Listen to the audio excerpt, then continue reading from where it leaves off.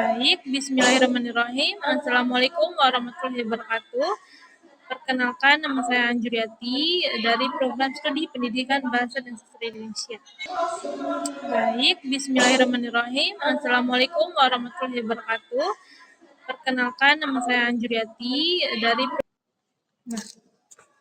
Bahasa Indonesia, Jawa, Madura, dan Bali berasal dari rumpun Austronesia dan memiliki kesamaan dalam struktur dasar seperti fonologi, morfologi, dan sintaksis.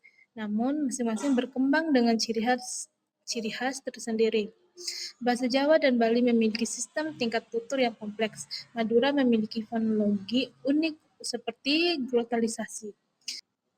Nah, Bahasa Indonesia, Jawa, Madura, dan Bali berasal dari rumpun Austronesia dan memiliki kesamaan dalam struktur dasar seperti fonologi, morfologi, dan sintaksis.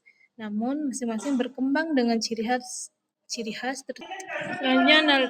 selanjutnya analisis perbandingan terhadap unsur-unsur linguistik. Keempat bahasa tersebut memiliki kesamaan dalam sistem vokal dan konsonan dasar, meskipun terdapat variasi lokal seperti penggunaan bunyi global dalam bahasa Madura dan lesepan konsonan dalam bahasa Jawa dan Bali.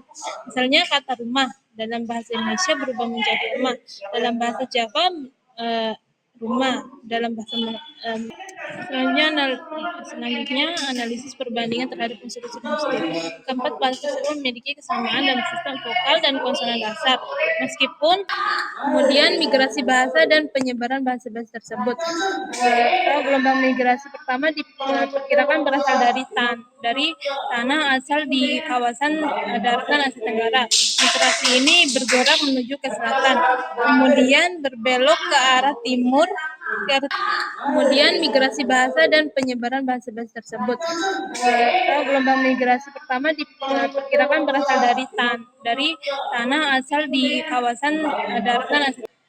Baik, di sini mengenai telah linguistik histori komparatif terhadap bahasa Indonesia, Jawa, Madura, dan Bali, yang dimana bahwa keempat bahasa ini dipilih dengan pertimbangan keempatnya berasal dari pulau-pulau yang berbeda, yang berhubungan di antara keempatnya pada masa lalu tidak mudah, sehingga kemungkinan besar ada variasi perbedaan yang mencolok pada.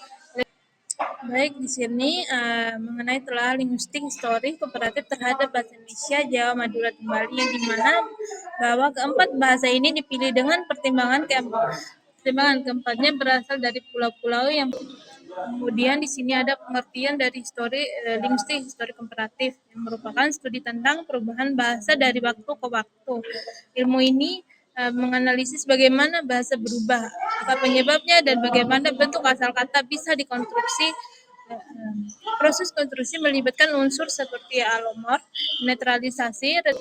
Kemudian di sini ada pengertian dari linguistik histori komparatif, yang merupakan studi tentang perubahan bahasa dari waktu ke waktu.